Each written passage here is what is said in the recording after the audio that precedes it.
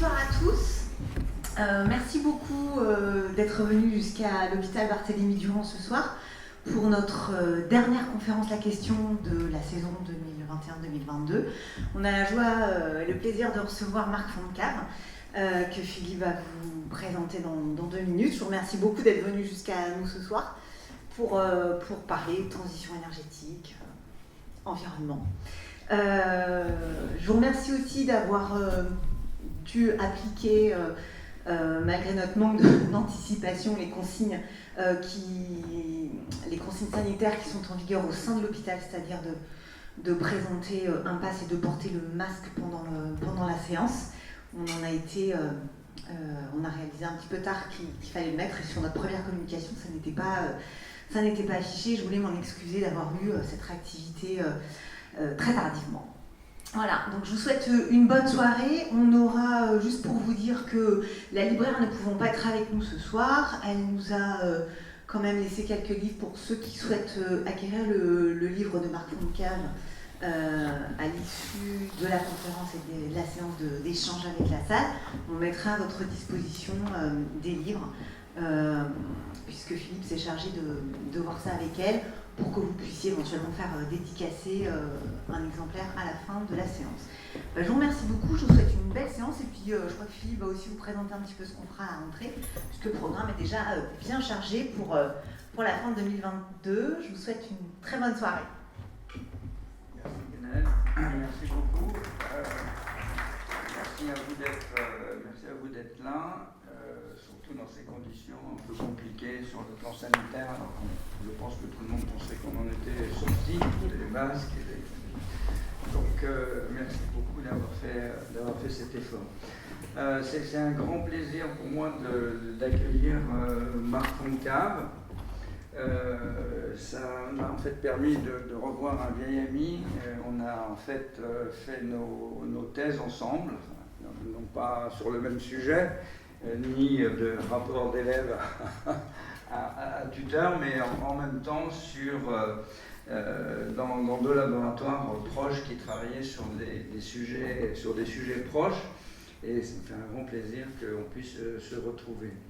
Je ne vais pas juste vous raconter la vie, je vais raconter celle de Marc. Donc Marc est normalien, c'est un chimiste qui a fait l'école normale, qui a passé l'agrégation de chimie, et puis qui a fait une thèse brillante dans le laboratoire de Daniel Mansuy, qui est membre de l'Académie des sciences, comme Marc d'ailleurs.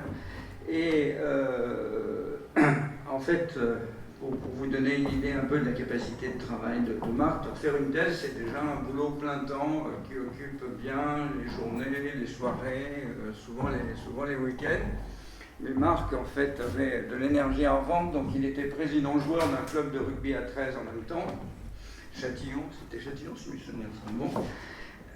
Châtillon, et puis comme finalement c'était pas suffisamment de travail, tu devais avoir des loisirs, tu t'ennuyais, je ne sais pas, tu as fait un DEA d'économie, autant que je me souvienne, sur l'effet des 39 heures sur le chômage.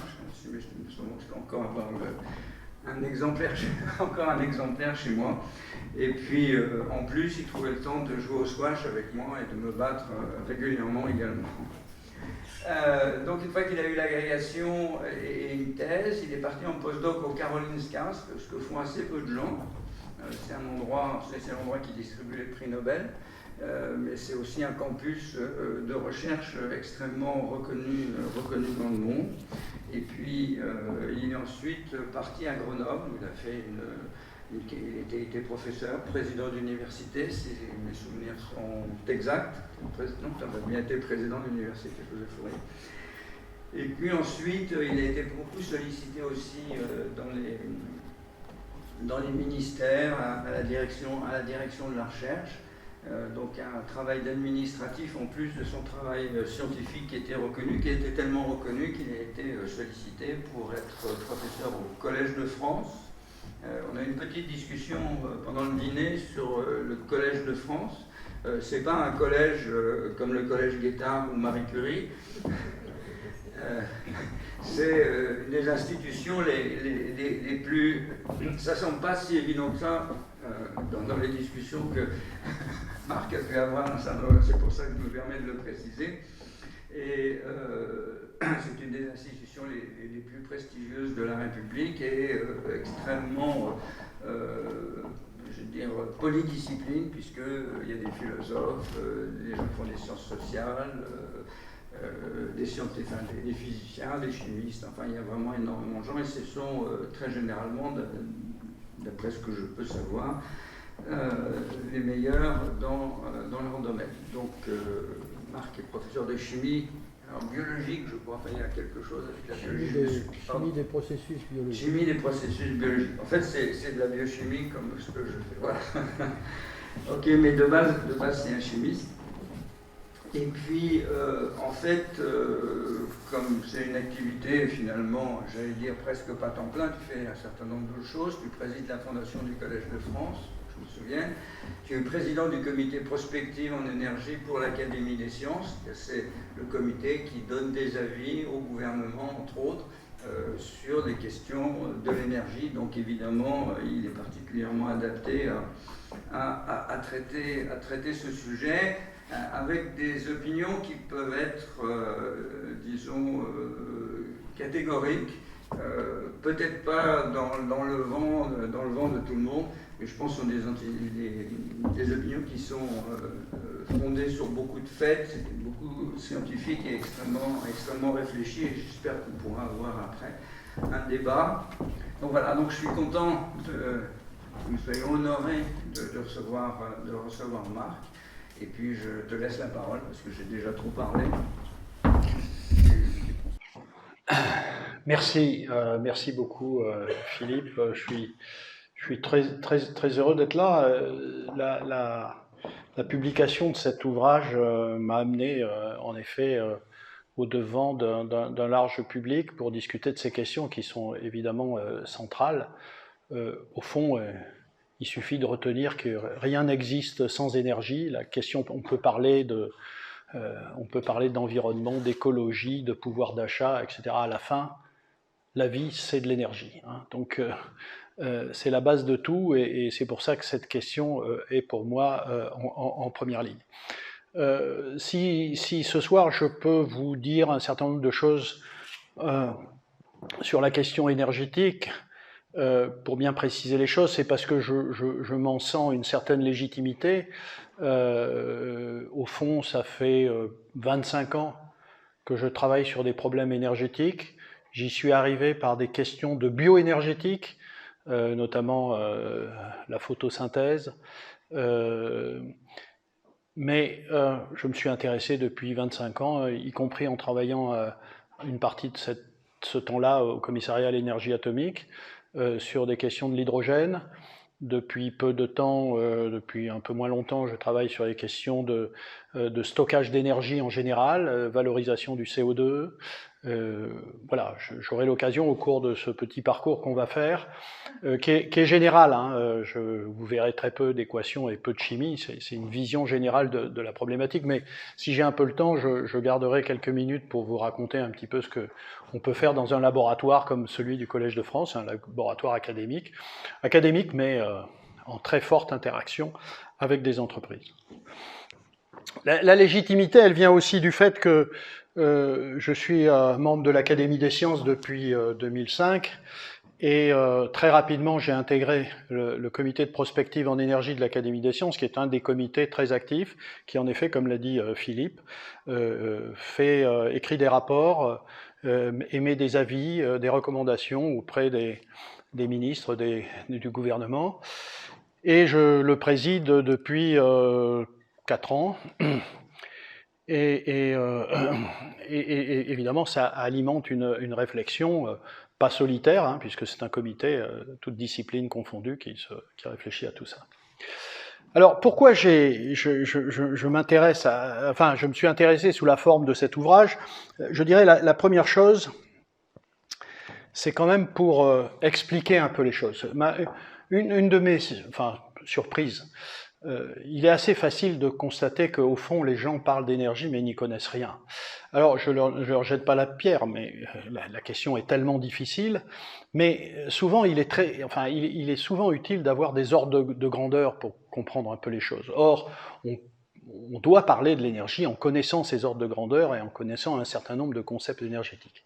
Alors, ça pose un vrai problème, parce que, en effet, d'un côté, il n'est pas question de dire ceux qui n'ont pas bien compris les détails de ce que c'est que l'énergie nucléaire ou le fonctionnement d'une pile à hydrogène, ou etc., n'ont pas leur mot à dire, évidemment, de la question énergétique et de quelle transition nous devons faire, mais néanmoins, en effet, ça pose des problèmes de fonctionnement démocratique. Donc, un de mes soucis, c'était d'apporter des informations, et ce livre est rempli d'informations vérifiées, quantifiées, voilà, qui sont donc disponibles. Pour illustrer un peu l'état de la situation, il s'avère que comme président de la fondation du Collège de France, il y a à peu près, il y a 6 mois, j'avais commandé auprès d'Ipsos une enquête sur le sujet les jeunes et la science autour des questions du réchauffement climatique. Et en fait, plusieurs enseignements. Le premier, c'était que cette catégorie-là de nos citoyens est en effet très intéressée par les questions scientifiques. Et mettent d'ailleurs les chercheurs très haut dans la liste des métiers en qui ils ont confiance. Alors en tout premier, vous avez les médecins. Il n'y avait pas les pharmaciens dans la liste, mais il y avait les médecins, mais on peut comprendre pourquoi. Et les chercheurs arrivaient en deuxième position. Alors vous imaginez qui y avait en bas, hein, bien sûr. Hein, les politiques, les syndicats, etc. Bon, le truc classique. Les chercheurs sont là-haut. Et la deuxième remarque, c'est qu'en dépit de cet intérêt pour les questions scientifiques, la grande majorité de ces jeunes, 18-34 ans, de notre pays, eh bien, avouaient n'en rien connaître sérieusement, en avoir conscience. Et il y a tout un tas d'éléments dans ce sondage qui en effet le montrent. Ici, j'ai pris juste une illustration. En fait, il y avait, vous voyez, 10 affirmations qui étaient assez simples. Il fallait répondre vrai ou faux. Eh bien, dans une très très grande proportion, la réponse était dans le mauvais sens. Je vais prendre, j'en ai quelques-unes ici, mais vous voyez, le truc classique, l'énergie nucléaire contribue autant au réchauffement climatique que le gaz ou le charbon. Évidemment, tout le monde a compris que la réponse, c'est que c'est faux. Eh bien, la majorité des 18-34 ans en France répond que c'est vrai. Et ainsi de suite. Donc, il y a un vrai déficit de connaissances, et ça, c'était une des raisons de mon engagement avec ce livre. La deuxième raison, et après je passerai vraiment à la transition énergétique, c'est que je considérais qu'il y avait tout un discours, en effet, catastrophiste, pessimiste, qui se déclinait en gros dans les affirmations suivantes. La première affirmation, c'était que c'était scandaleux, il ne se passait rien, personne ne faisait rien pour lutter contre le changement climatique. Or, ce que je dis, c'est que ceci est faux, et qu'en réalité, la prise de conscience est devenue maintenant très nette, pas simplement dans ce pays, mais dans beaucoup de pays, et que les investissements, les engagements, y compris des entreprises, des citoyens, de l'État, sont significatifs. Ils ne sont jamais suffisants, ils ne sont peut-être pas assez rapides, mais de dire qu'il ne se passe rien est vraiment méconnaître la réalité du terrain industriel. Vous n'avez qu'à voir ce qui se passe sur l'hydrogène, sur les voitures électriques, sur tout un tas de choses. Donc, enfin voilà, mon premier message, c'est gardez-vous de sombrer dans cette vision que tout le monde a abandonné la question. C'est pas vrai, c'est le contraire. La deuxième affirmation, c'est que le fait qu'il ne se passe rien est scandaleux, parce qu'en réalité, nous aurions tous les moyens aujourd'hui pour, en quelques mois, quelques années, nous débarrasser des fossiles et du nucléaire pour ne vivre que de vent et de soleil. J'affirme que ceci est inexact. que au-delà de contraintes évidemment économiques, vous le savez bien, de contraintes sociales, il y a aussi des contraintes purement physiques, techniques, qui nous empêchent, à l'échelle qui serait nécessaire, de faire ce remplacement en quelques années. Donc, c'est pour ça que j'affirme qu'il faudra du temps pour remplacer. Et si nous continuons à dire, comme on l'a entendu il y a quelques semaines, il y a quelques semaines, avec le rapport du GIEC qui est apparu, traduisant de façon incorrecte ce qu'a dit le GIEC en disant « dans 3 ans, la Terre est invivable », c'est sûr que je peux vous dire aujourd'hui que dans 3 ans, nous n'aurons pas remplacé sur la planète le nucléaire et les fossiles par le vent et le soleil. Donc il faudra du temps et une révolution technique, technologique, ne se réalise qu'à la vitesse de l'avancée technologique et des découvertes scientifiques et techniques.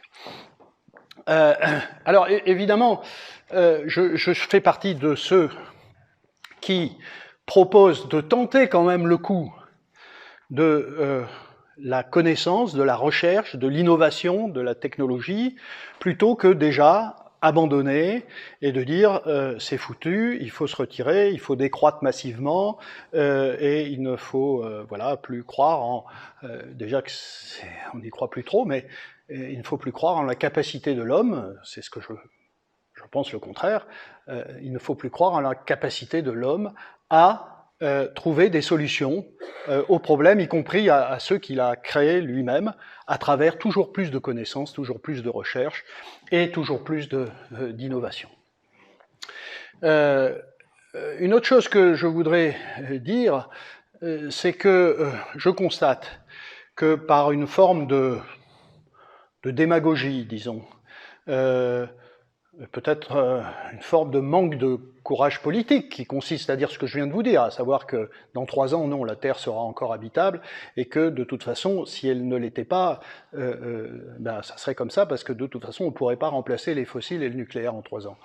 Eh bien, afficher donc ces affichages d'objectifs, aussi bien par les politiques, par l'Union européenne, par les entreprises elles-mêmes. Moi, quand je rencontre des chefs d'entreprise, parfois je leur dis « mais arrêtez de dire que vous allez faire ça dans les 5 ans ou les 10 ans à venir, vous ne le ferez pas ». Pourquoi c'est dramatique? Parce qu'il y a une telle défiance aujourd'hui vis-à-vis des gouvernements, vis-à-vis des industriels, des entreprises, que, évidemment, proposer des objectifs irréalisables feront qu'ils ne seront pas réalisés, et que donc le résultat, c'est que le citoyen va considérer que tous ces gens-là sont soit des incompétents, parce qu'ils ont dit qu'ils feraient quelque chose, ils n'y arrivent pas, soit des menteurs, et dans les 2 cas, c'est pas très bon.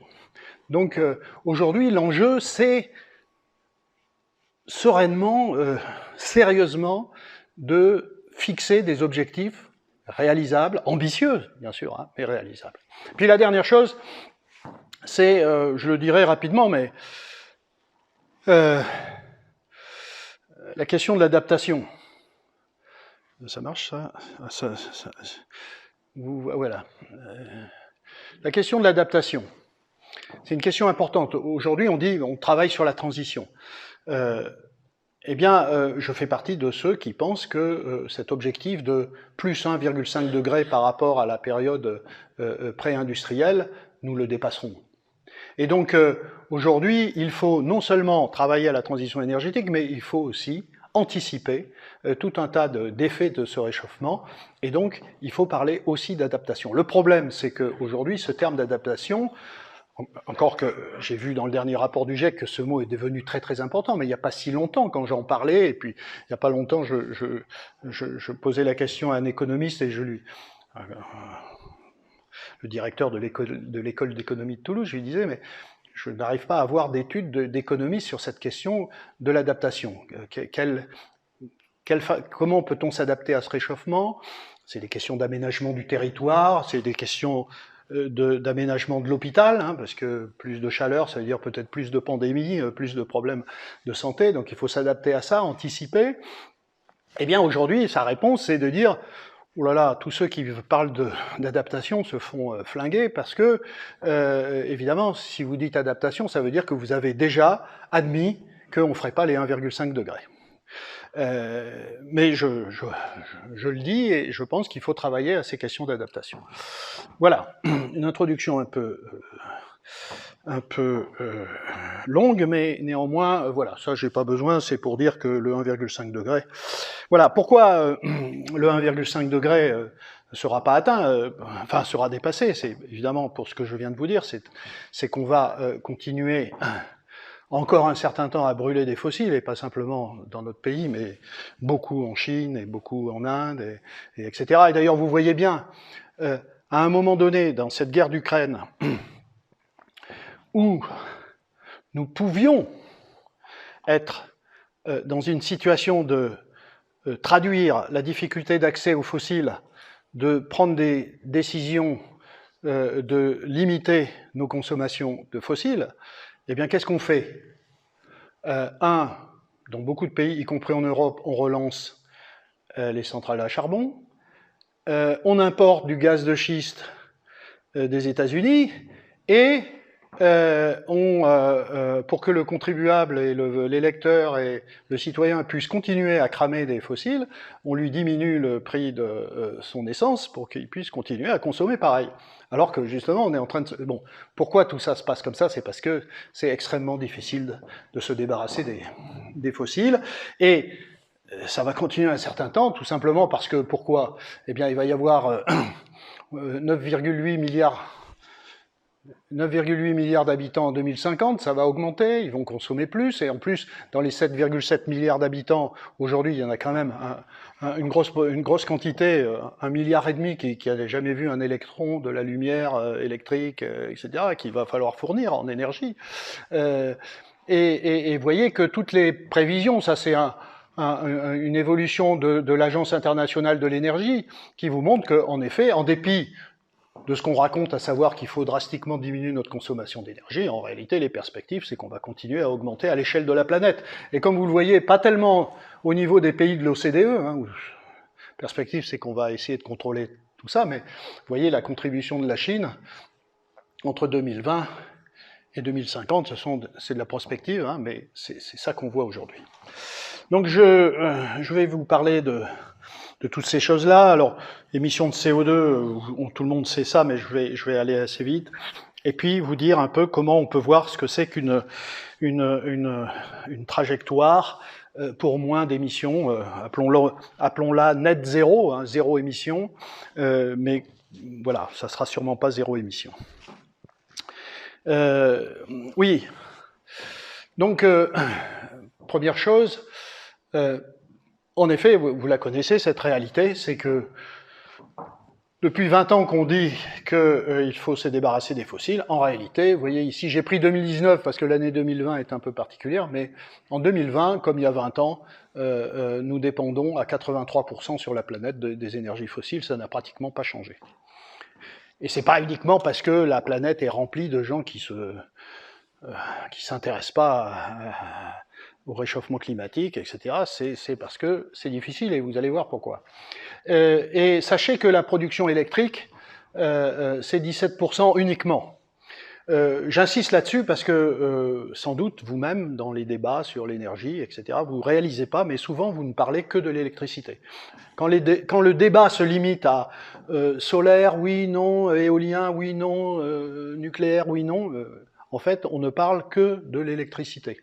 Or, il y a, vous voyez, ici 83% qui n'est pas électrique et qui est essentiellement donné par les fossiles, et ça c'est une question extrêmement importante, je ne suis pas sûr d'avoir le temps de l'évoquer après. Pourquoi c'est si difficile de se débarrasser du CO2 et des fossiles? Eh bien parce que, évidemment, c'est grâce à ces fossiles que nous sommes dans cet état économique sans équivalent dans l'histoire de l'humanité. Vous voyez cette corrélation, ça c'est dans un rapport du GIEC. Vous voyez, il y a une parfaite corrélation entre l'augmentation du PIB, la quantité de consommation d'énergie, les émissions de CO2, la croissance démographique, y compris dans une situation où l'intensité carbone de la fourniture d'énergie a diminué, les intensités énergétiques a diminué, etc. Et quand vous regardez, si vous vous amusez à faire cette corrélation qui est effectivement un peu bizarre, mais les décès avant 20 ans par million de naissances, vous voyez, en fonction des émissions de CO2, évidemment, ceux qui émettent le plus de CO2 sont dans une meilleure situation. Et c'est la même chose pour les décès avant 20 ans par million de naissances. Ah non, c'est la même chose. C'est une erreur. C'est la même chose, donc voilà. Et évidemment, c'est pas parce qu'on émet du CO2 qu'on se porte mieux, c'est parce que nous avons beaucoup d'énergie et qu'elle est pas chère et qu'elle est très abondante. Et c'est pour ça que c'est difficile de s'en débarrasser. Pour la France, il y a une situation inédite, il faut le savoir. La France, donc, pas besoin de retenir tous ces chiffres, mais vous voyez, nous produisons 535 TWh d'électricité et nous en consommons à peu près 470. C'est parce que nous en exportons. Hein. Et vous voyez, le nucléaire représente 71%. Dans la production d'électricité. Et l'électricité en France est à 92% décarbonée. Nous sommes dans une situation presque unique dans le monde avec la Norvège, où nous avons déjà fait tout le boulot pour notre électricité. Quand on dit la France est un pays dans lequel on n'en fait pas assez, eh bien, je vous dis très clairement, si c'est pour remplacer le nucléaire par l'éolien et le solaire, ça ne changera strictement rien à notre décarbonation. Ça changera le fait qu'on vivra moins sur du nucléaire que sur des énergies renouvelables, c'est une autre question. Mais nous avons déjà décarboné toute notre électricité. Et vous voyez bien que ce que je disais tout à l'heure sur le fait que la question n'est pas que l'électricité, elle est sur la partie non électrique. Donc, pour un pays comme la France, la question principale, c'est pas l'électricité. C'est la partie non électrique, c'est-à-dire les 75%. Et l'ensemble de la consommation énergie 2019, vous voyez, par rapport au monde, nous ne dépendons qu'à 60% des fossiles. Ce qui fait que dans une carte, par exemple européenne, du point de vue de l'électricité, oui, la France est verte, et non seulement verte, mais vertueuse. Et ça, il faut le dire parfois, plutôt que de dire en effet que on n'en fait pas assez. Alors on n'en fait sûrement pas assez, mais en tout cas le point de départ est très très haut dans le cas français. Voilà, donc ça je l'ai dit. Donc en termes d'émissions de CO2, si vous voulez, nous sommes très très bas à cause de cette décarbonation. Vous voyez, nous représentons, la France émet à peu près 1,8% de toutes les émissions de CO2 de la planète. Et donc, en effet, une affaire très sérieuse, c'est que la décarbonation de la planète, la décarbonation de l'énergie, c'est une question mondiale. Et c'est ça qui rend la chose aussi très, très difficile, parce que si, vous voyez, la France faisait seule tous les efforts, ou même disparaissait complètement de la planète, sans que les autres bougent, évidemment, il ne se passerait rien pour le climat. Donc, il faut qu'en effet, les pays les plus émetteurs aussi mènent une politique de remplacement des énergies fossiles. Et pour le moment, même si la Chine investit massivement sur les énergies renouvelables, les batteries, etc., tous les jours, en Chine, on ouvre une centrale thermique à charbon. Voilà. Alors, pour la France, j'ai dit 1 plus 0,8 parce qu'il faut savoir qu'il faut faire attention de ne pas compter que les émissions que nous émettons sur notre territoire, parce que nous émettons aussi de façon indirecte en consommant des produits qui sont faits à l'extérieur, notamment en Chine, par une industrie qui émet beaucoup de CO2. Donc il faut tenir compte de ça, et malheureusement, à cause de la délocalisation qui s'est produite de façon régulière depuis les années milieu des années 2000, de façon assez massive, eh bien la part extérieure est de plus en plus grande et la part intérieure de moins en moins grande, qui reflète d'ailleurs le fait que nous produisions moins en France, dans notre pays, que à l'extérieur. Donc effectivement, ça pose en effet une réelle question qui ne s'applique pas que pour l'énergie. On l'a vu, on en a discuté tout à l'heure à propos de la crise sanitaire, où on s'est aperçu que nous n'avions pas sur notre territoire la capacité de produire un certain nombre de choses, de médicaments par exemple, et que nous dépendions du reste du monde. Mais c'est pareil pour l'énergie. À partir du moment où nous délocalisons, il faut relocaliser. Si nous voulons faire profiter notre consommation de la faible production de CO2 de notre électricité, il vaut mieux produire en France. Alors non seulement on va baisser nos émissions de CO2, mais en plus, évidemment, on va acquérir de la souveraineté industrielle. Et ça, évidemment, c'est aussi un élément important. Quand je vous dis que la question est mondiale, vous voyez, les données que je vous présente là sont quand même assez impressionnantes. C'est-à-dire que c'est même pas une question de Chine et d'Inde, c'est aussi en Europe. Quand vous regardez ce que font les pays, ce qu'ont annoncé l'ensemble des pays de l'Union européenne en termes de date d'arrêt de consommation du charbon, là encore, vous voyez que la France est très bien placée. Bon, cela dit, c'est facile, nous dépendons, nous, très peu du charbon. Mais vous voyez que même en Europe, vous avez le Danemark qui a dit qu'ils arrêteraient en 2028, l'Allemagne en 2038, bon, récemment ils ont parlé de 2035, et vous avez tout un tas de pays en noir qui n'ont toujours pas dit quand est-ce qu'ils arrêteraient de consommer du charbon. Donc vous voyez, tout à l'heure j'ai accusé les Chinois, mais il n'y a pas que les Chinois, même en Union européenne, c'est une question mondiale hein, et européenne. Voilà.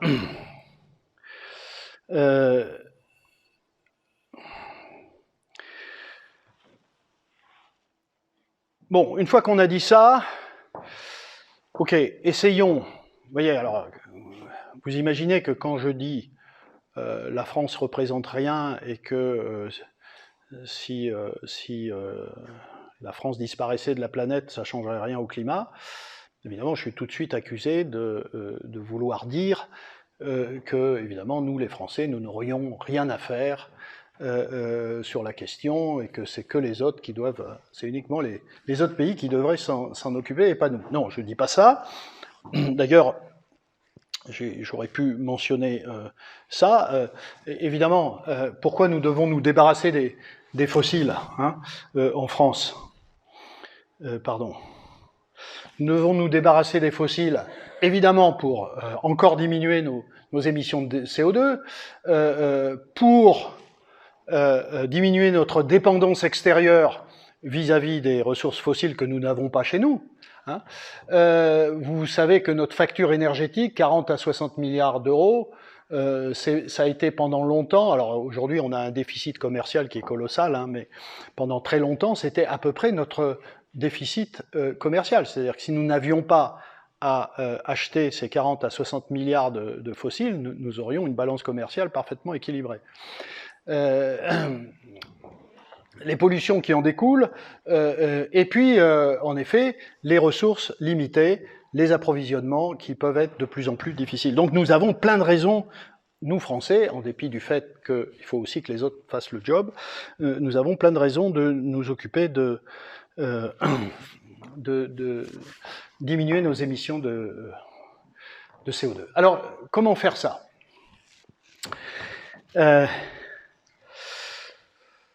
Je vous donne ici quelques grandes lignes, je ne pourrais pas rentrer dans le détail, hein, on n'a pas le temps, mais la première grande question, c'est diminuer notre consommation d'énergie, évidemment. Comment ? De combien ? Vous voyez, la consommation totale de la France, c'est 1700 TWh, c'est 1600, 1700 TWh. De combien on peut raisonnablement ? 10, 25, 50 ? Voilà, c'est ça la question. Et est-ce qu'on est prêt à accepter ça ?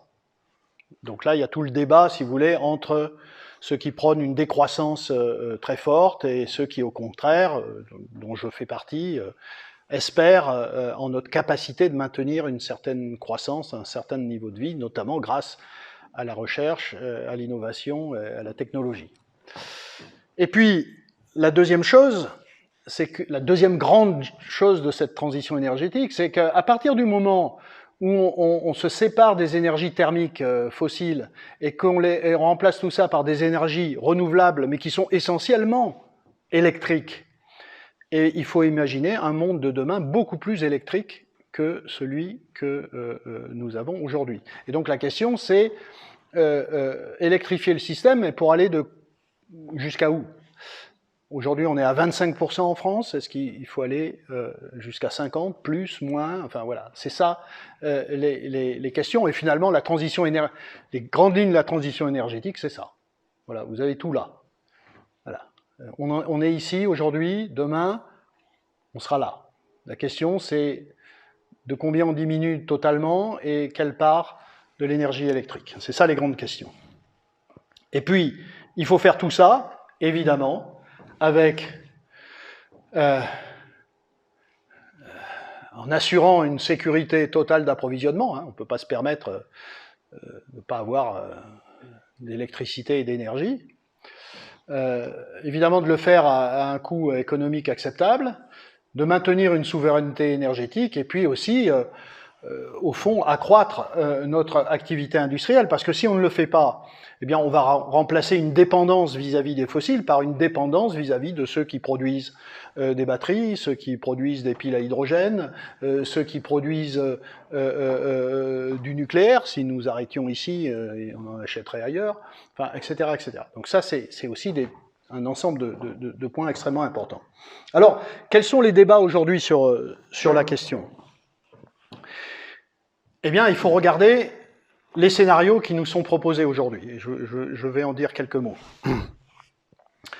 Il y a tout un tas de scénarios qui sont sortis ces derniers temps, en 2021 notamment, et début 2022, qui sont intéressants.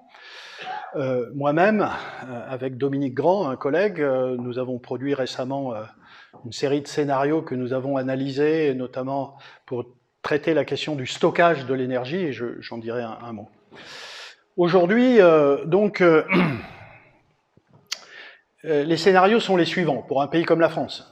C'est pas général, parce que, comme vous le savez, la question du nucléaire est très spécifiquement française, et il y a des tas de pays qui n'ont pas de nucléaire, donc qui ne se posent pas la question, est-ce que je prends du nucléaire ou pas? En gros, leur question à eux, c'est est-ce que je remplace les fossiles par les énergies renouvelables, et à quel niveau? Nous, on a la question du nucléaire. Donc, en gros, dans les scénarios, vous avez deux cas extrêmes, si vous voulez. Vous avez le cas 100% d'énergie renouvelable pour l'électricité et 50% d'énergie renouvelable, 50% d'énergie nucléaire. Vous avez une baisse en général, vous avez toujours une baisse de la consommation globale d'énergie à différents niveaux, et vous avez toujours une hausse de la consommation d'électricité. Aujourd'hui, ce que je vous présente là dans cette diapositive, c'est ce que vos représentants à l'Assemblée nationale ont voté. C'est la loi de transition énergétique pour la croissance verte qui nous dit qu'en 2050, alors que nous consommons aujourd'hui 1600 TWh, nous consommerons 930 TWh en 2050. C'est ça que nous dit la loi, c'est ça qu'on a voté. Peut-être vous pourrez sentir que je pense que nous n'arriverons pas à ça et que ça, c'est un des objectifs pas tellement réalisable. Néanmoins, c'est ça que nous avons. Et par ailleurs, la part de l'électricité sur ces 930 TWh, c'est 55%. Ce qui est une vraie révolution, parce que passer de 25% d'électricité à 55%, c'est quelque chose d'assez colossal. Donc voilà ce que nous avons voté. Plus récemment, parce que ça c'est 2015, cette loi, plus récemment, tout un tas de scénarios évaluent les différentes possibilités. Alors c'est un tableau qui n'est pas très marrant à lire, mais en gros, regardez ici la partie rouge, vous voyez que ça soit Négawatt, Greenpeace, l'Académie des technologies, RTE, donc réseau et transport de l'électricité, ça c'est des rapports très intéressants qui sont sortis en octobre 2021, les scénarios de l'ADEME qui sont sortis en janvier 2022, Et ça, c'est des scénarios que nous avons produits. MF, c'est moi, et DG, c'est Dominique Grand. Bon, vous voyez, ça évolue entre voilà, 900, et nous, on a été évidemment moins extrême, on est resté à 1500 en 2050.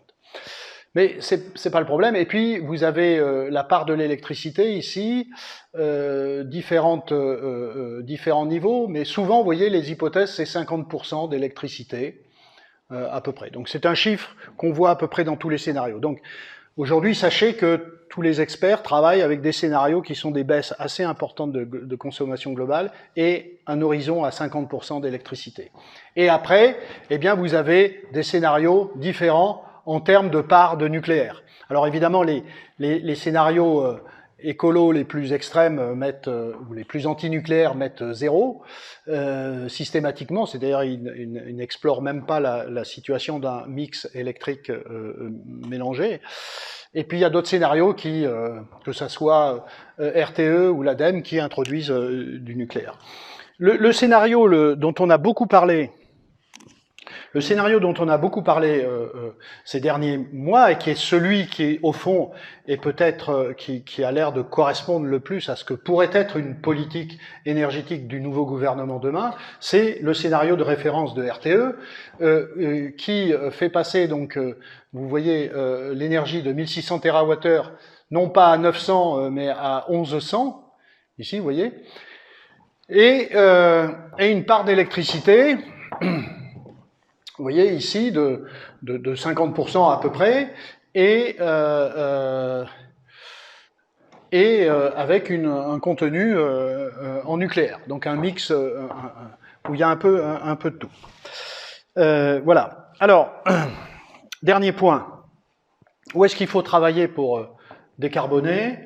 Bah, là aussi, hein, je ne peux pas rentrer dans les détails, mais c'est relativement simple. En gros, vous regardez quels sont les secteurs les plus émetteurs de CO2, et vous tombez systématiquement sur, vous voyez, je suis en train de perdre des choses. J'ai perdu ton petit bout de truc, là. Non, mais je veux pas marcher dessus. Oui, comme j'y vois rien, voilà, je continue. Ouais, vas-y, garde-le. Oui, vous voyez, transport, bâtiment, et puis en gros, industrie, quoi. Hein, voilà.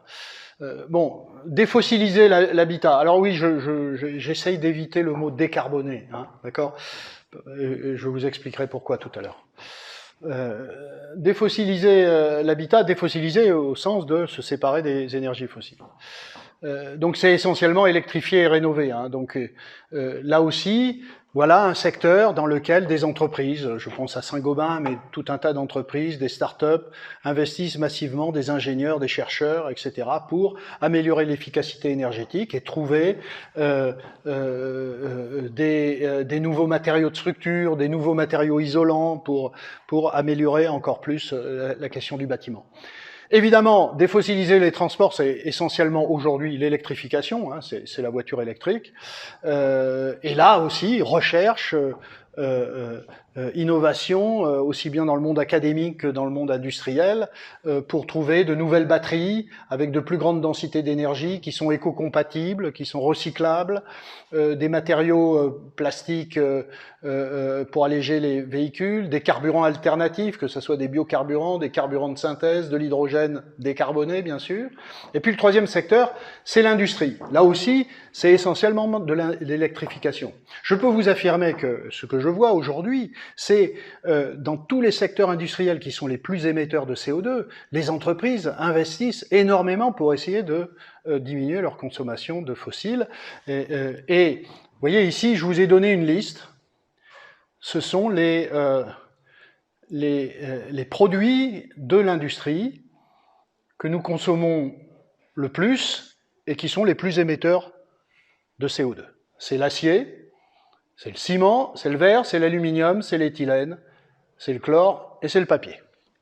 Eh bien, dans tous ces secteurs, il y a énormément de recherches pour changer les procédés de préparation de ces choses-là, pour électrifier les procédés, évidemment, électrifié, hein, j'aurais dû le dire dès le début, si cette électricité est décarbonée. Hein, si on électrifie avec du charbon, ça sert à rien. Voilà. Dans l'industrie, on essaye de produire de l'hydrogène de façon décarbonée. Et puis, il y a la question de la capture, du stockage et de l'utilisation du CO2, c'est-à-dire que partout où il y a des émissions de CO2 dans l'industrie, on met en place des technologies pour capturer ce CO2 et pour en faire quelque chose éventuellement, ou alors le stocker. Voilà, juste un petit mot sur la question quel carbone. Tout à l'heure, j'ai dit un mot sur décarboner versus défossiliser. Eh bien, si vous voulez, le monde aujourd'hui est, on l'a compris, très carboné, hein, d'accord. On produit de l'énergie avec des centrales thermiques qui marchent au gaz et au charbon. L'habitat, le résidentiel tertiaire, c'est le chauffage avec du gaz et du charbon. Les transports, c'est les hydrocarbures. L'industrie chimique, c'est des hydrocarbures, etc., pour produire tout un tas de produits chimiques, polymères, acier, ciment, médicaments, solvants, etc., etc. Demain, même si on électrifie tout ça, c'est-à-dire qu'on fait de l'énergie électrique avec du solaire, de l'éolien, du nucléaire, si on chauffe avec de l'électricité et pas avec du gaz et du charbon, si on utilise des véhicules électriques, voilà, mais il y a tout un tas de choses, tout un tas d'usages, d'activités où on ne pourra pas mettre des batteries et on ne pourra pas mettre de l'électricité, que ça soit le transport aérien, le transport maritime, le transport lourd, et puis tout un tas de produits chimiques, à nouveau, tous ces polymères, ce ciment, ces médicaments, ces solvants, c'est du carbone. Hein, vous savez, hein, l'aspirine, c'est essentiellement du carbone, et demain, un médicament, ça sera du carbone. Il faudra du carbone. Donc, cette histoire de « il faut décarboner la planète », ce type de slogans qu'on entend sont absurdes, puisque, évidemment, la planète est super carbonée et va rester carbonée jusqu'à la fin des temps, et même notre vie, nos sociétés dépendront massivement du carbone. Donc, la question, c'est d'où sort ce carbone. Et à nouveau, vous voyez, aujourd'hui, donc notre carbone, c'est, enfin, tous ces produits-là que vous voyez, plastique, fibres, solvants, détergents, produits pharmaceutiques, insecticides, puis toutes ces molécules, éthylène, benzène, propène, ammoniac, méthanol, enfin, etc. Tout ça, c'est du carbone et ça vient des fossiles. Donc demain, si on a besoin encore de ce carbone, il faudra trouver des nouvelles sources d'énergie, des nouvelles sources de carbone, et ce carbone, eh bien, si vous n'avez plus de charbon, de gaz et de pétrole, eh bien, ça sera de la biomasse ou du CO2. Et demain, ce carbone,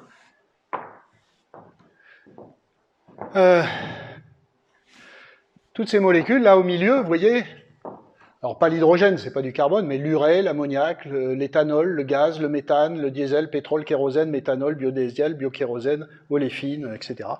Tout ça, ça viendra soit de la biomasse, d'accord, en traitant des matériaux lignocellulosiques, des plantes, des déchets, par gazéification, méthanisation, fermentation, etc., tous ces procédés qu'il faudra mettre en place.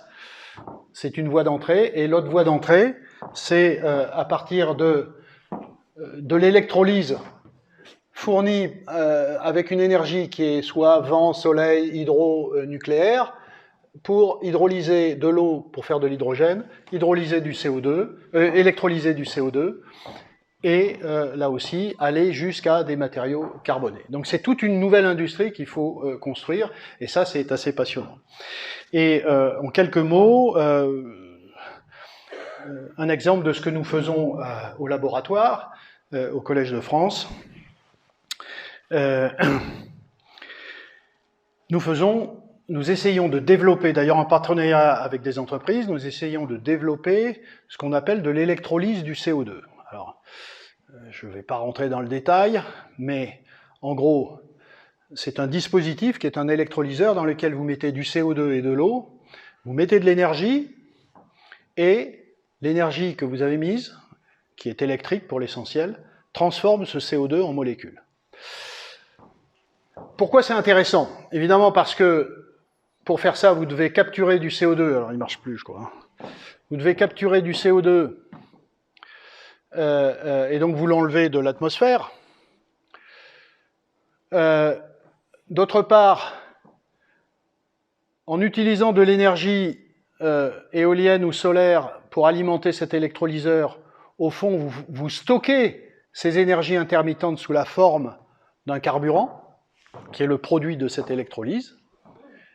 Et enfin, en faisant les bonnes transformations, vous produisez toute une série de molécules organiques, carbonées, qui peuvent servir à faire des polymères, à faire des molécules pour l'industrie chimique, à faire des carburants, à faire des médicaments, enfin, etc., etc. Et pour vous donner un exemple, ce que nous avons fait récemment, c'est ça. Nous avons essayé de transformer directement le CO2 en éthylène. Alors l'éthylène, vous vous souvenez, c'était dans la liste des 7 ou 8 produits de l'industrie chimique dont je vous ai dit que la production était la plus émettrice de CO2. L'éthylène, c'est la molécule la plus produite sur la planète. C'est 200 millions de tonnes. Pourquoi? Parce que, évidemment, c'est un précurseur de tout un tas de polymères, en particulier le polyéthylène, mais tout un tas d'autres polymères. Et aujourd'hui, vous voyez, on le fait à très haute température, craquage à la vapeur d'hydrocarbures, on part d'hydrocarbures de fossiles, et c'est un procédé qui demande énormément d'énergie. Il faut savoir que 8% de la consommation énergie primaire de la planète sert à faire de l'éthylène. Et ça émet beaucoup de CO2. Donc, imaginez qu'on puisse faire ça avec du soleil, du CO2, de l'eau et un électrolyseur. C'est ça qu'on essaye de faire dans mon laboratoire, et je donne juste ce résultat où nous avons développé un électrolyseur, ici, couplé à un panneau photovoltaïque. Nous avons développé des catalyseurs à base de cuivre qui sont en capacité de transformer le CO2 en éthylène par cette réaction complexe et ceci a été publié en 2019 dans le compte-rendu de l'Académie des sciences des États-Unis, et c'est un des records en termes d'efficacité d'un système équivalent. Voilà, dernière question, et je termine là-dessus. Tout ce que je viens de vous dire n'a aucun sens si on ne s'est pas posé la question en amont de quelles sont les sources d'énergie qu'on met là-dedans. Quelles sources d'énergie on met pour faire de l'hydrogène? Quelles sources d'énergie on met dans nos batteries pour faire du transport électrique? Quelles sources d'énergie on met dans l'industrie pour faire notre éthylène à partir du CO2, etc., etc. C'est ça la question. Et malheureusement, on n'en parle pas assez de cette façon-là. C'est-à-dire, la grande question, c'est d'abord qu'est-ce qu'il y a en amont. Et pardon, c'est ça. Et pourquoi c'est important? Je donne juste cet exemple-là. Ici, vous avez en ordonnée, là, sur cette courbe, vous voyez, les émissions de CO2 en grammes par kilomètre. Vous voyez, pour un véhicule thermique, on est autour de 200 aujourd'hui. Vous voyez, les véhicules électriques, si vous êtes dans un mix électrique avec du charbon essentiellement, comme dans certains pays, vous voyez, vous gagnez strictement rien en émissions de CO2. Une voiture électrique, ça sert strictement à rien si votre production d'électricité est à base de charbon. Vous voyez, si vous êtes dans un mix européen, bon, vous gagnez, mais c'est pas terrible. Le mix européen, il est très carboné, vous l'avez vu. Par contre, si vous faites la voiture électrique en France, oui, là, vous gagnez. Donc pourquoi? Parce qu'à nouveau, l'électricité est décarbonée en France. Et pourquoi elle est décarbonée? Et évidemment, parce qu'il y a du nucléaire. Et ici, vous avez tout en haut les émissions de CO2 en grammes de CO2 par kilowattheure d'énergie produite, d'électricité produite. Vous voyez ici. Et le nucléaire, comme l'éolien, c'est ce qu'il y a de mieux en termes de décarbonation de la production d'électricité. Et d'ailleurs, c'est assez facile à voir. Donc, à nouveau, la part des énergies dans la production d'électricité en France, vous voyez, si vous rajoutez nucléaire hydroélectricité, éolien, bon, solaire est très faible. C'est là que vous voyez à nouveau le caractère très décarboné de notre production électrique. Et ce qui fait que la France se situe ici, vous voyez la courbe bleue, ce sont les émissions de CO2 en kilogrammes par kilowattheure. Vous voyez, et qu'est-ce que vous voyez dans ce diagramme? Vous voyez que les pays qui ont des grandes barres vertes ou des grandes barres bleues, ce sont les champions les plus vertueux. Les grandes barres bleues, c'est la part d'hydroélectricité, les barrages. Et les grandes barres vertes, c'est le nucléaire. Et évidemment, tous ceux qui sont en marron là-bas, avec des grandes barres marron, c'est ceux qui dépendent beaucoup des fossiles. Et c'est pour ça que la courbe bleue monte très haut ici. Et c'est pour ça que nous sommes, en dépit du fait que depuis longtemps, on n'arrête pas de nous dire que l'Allemagne, c'est formidable, etc. Mais vous voyez que la France est ici, et l'Allemagne est ici en termes d'émissions de CO2 par kilowattheure. Voilà. Et c'est pour cette raison que l'Académie des sciences, il y a un peu moins d'un an, on finit à peu près à cette époque, je finissais avec mes collègues un très gros rapport sur l'énergie nucléaire. Après avoir passé beaucoup d'années, ou moi-même défendant le nucléaire, et l'Académie des sciences la défendant aussi, cette énergie nucléaire était attaquée très fortement. Les choses sont en train de changer, mais néanmoins, déjà l'an dernier, nous émettions un rapport de cet avis de l'Académie des sciences qui disait, d'une part, il faut prolonger les centrales, elles ont été construites pour 40 ans, de les prolonger jusqu'à 60 ans, moyennant évidemment un avis favorable de l'autorité de sûreté nucléaire. Il faut construire de nouveaux réacteurs, et il faut continuer à travailler, faire de la recherche, développer les réacteurs du futur, notamment les réacteurs dits de 4e génération, les réacteurs à neutrons rapides. Bon, il s'avère qu'au cours de la campagne, on a vu que la question du nucléaire est revenue sur le tapis. Il s'avère que notre président ancien, et qui est aussi le même que pour les 5 ans à venir, s'est exprimé sur le nucléaire. Il a parlé de la prolongation, il a parlé de la construction de nouveaux réacteurs. Après avoir fait fermer Fessenheim il y a 1 an, il a dit qu'on ne fermerait plus de réacteurs. Bon, par rapport au point de vue de l'académie, qui était donc en avance, il a oublié le dernier point ici, dont on parle encore trop peu. Mais ce que je veux vous dire, c'est que si on ne fait pas ça, eh bien vous resterez avec cette idée qu'on va avoir 50% d'énergie nucléaire, puisque, vous savez, la loi nous dit on sera à 50% d'énergie nucléaire en 2035. Ceci est faux. On vous a menti, parce qu'en effet, si on ne prolonge pas les centrales, et si on ne construit pas de nouveaux réacteurs, ce qu'on ne fait pas depuis 10 ans, tout le quinquennat de François Hollande et le premier quinquennat de Macron, eh bien, si vous regardez l'âge moyen des centrales, eh bien, en 2050, il n'y aura plus de nucléaire, sans que vous ayez décidé quoi que ce soit, parce que, simplement, ça s'arrête naturellement au bout de 40 ans, si on ne décide pas de prolonger. Voilà. Bon, je vais m'arrêter ici, peut-être. Dernier point, oui, il faut parler 5 minutes. C'est bon? Les énergies renouvelables. Évidemment, c'est l'autre chose sur laquelle il faut travailler. Il faut les développer. Il faut avancer sur le photovoltaïque, il faut avancer sur l'éolien, et probablement sur l'éolien en mer. Je suis membre du conseil scientifique d'EDF, et la dernière séance, il y avait toute une séance sur l'éolien en mer. J'ai été vraiment impressionné par les avancées technologiques dans ce secteur. Voilà, il faut faire ça. Mais là aussi, c'est pas la panacée. Hein. Ce sont pas des énergies de stock, ce sont des énergies de flux, donc elles sont intermittentes. Ce sont des énergies de faible densité surfacique.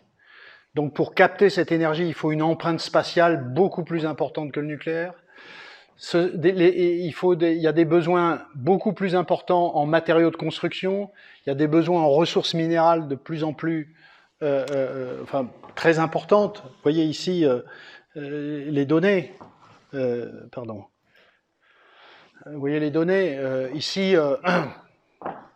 toutes les nouvelles technologies, je prends juste le cas de ces substances minérales, de ces métaux dont on a besoin. Toutes ces nouvelles technologies vont nous conduire à consommer massivement des métaux qu'on ne consommait pas avant. Vous voyez ici, vous avez en kilogrammes par véhicule la différence entre un véhicule électrique et un véhicule thermique aujourd'hui. Vous voyez, on multiplie presque par 7 ou 8 la quantité. Ici, vous voyez les systèmes de production d'énergie.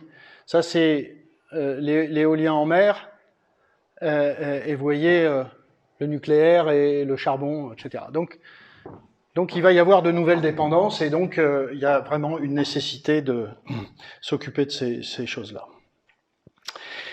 L'intermittence. Je finis là-dessus. En 2021, RTE et l'Agence internationale de l'énergie nous ont dit la chose suivante. 100% d'énergie renouvelable électrique, c'est possible. Mais à certaines conditions.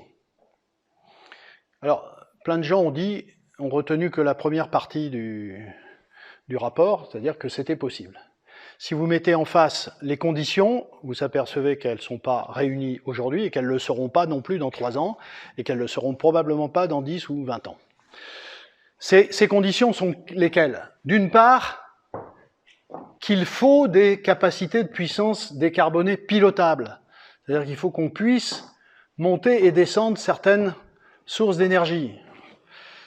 On ne peut pas faire ça quand il n'y a pas de vent, il n'y a pas de soleil, on n'a pas la main sur de la production d'énergie.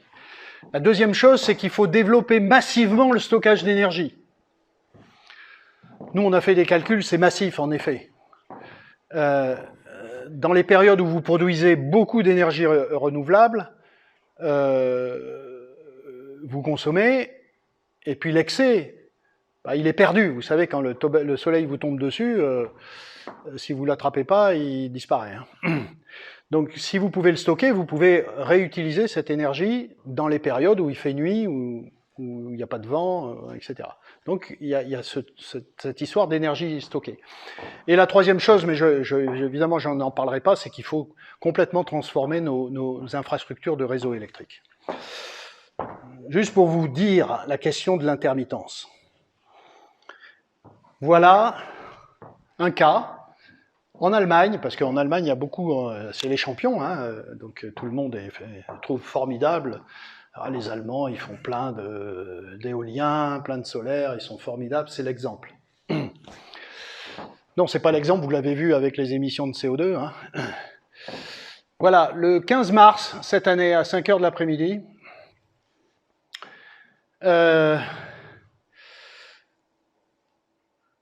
évidemment, il n'y a plus de soleil, alors que ils ont une capacité de photovoltaïque qui peut aller jusque-là, ils ne produisent que ça. C'est un moment donné où il n'y a pas de vent du tout, d'ailleurs c'est une période où il n'y a eu pratiquement pas de vent en Europe. Donc ils peuvent produire ceci, mais ce moment-là, ils produisent que ça. Le nucléaire, ils n'en ont pas beaucoup, mais ils sont à fond. D'accord? Et donc, avec quoi ils font leur électricité? Charbon et gaz. Voilà. Ça sera comme ça tout le temps, tant que, 1, on n'aura pas plus de nucléaire pendant un certain temps, et 2, quand on n'aura pas de capacité de stockage des énergies. Voilà, ce sont des grandes questions. Je m'arrête là. Voilà pourquoi je préconise, aussi bien dans mon livre que dans les débats que je peux avoir avec les industriels, avec les politiques. Je parlais avec Philippe de mes rencontres avec l'Office parlementaire de l'évaluation des choix scientifiques et techniques, que j'ai rencontré il n'y a pas longtemps, sénateurs et députés. Voilà, c'est que un pays comme la France, de mon point de vue, pour à la fois permettre une souveraineté énergétique, pour assurer une sécurité d'approvisionnement et pour répondre à la question climatique, doit maintenir un niveau de nucléaire suffisant et investir évidemment dans les énergies éoliennes et solaires à un certain niveau. Et pour terminer, je dirais que malheureusement, pendant un certain temps, la partie non électrique, qui fera quand même 50% si jamais on arrivait à 50% d'électricité, qui pourrait faire plus si on n'y arrive pas, et bien cette partie non thermique, et bien malheureusement, elle va être assurée par le fossile le moins émetteur qui est le gaz. On va supprimer le charbon d'abord, puis le pétrole. Mais je crains que le gaz soit utilisé pendant un certain temps, parce que remplacer toute la partie non électrique par de la biomasse, ça prendra aussi beaucoup de temps. Voilà. Et là-dessus, je termine. J'ai été un peu long, mais on avait pris un peu de retard, je crois. Et puis voilà, je suis emballé un peu. Et je vous remercie.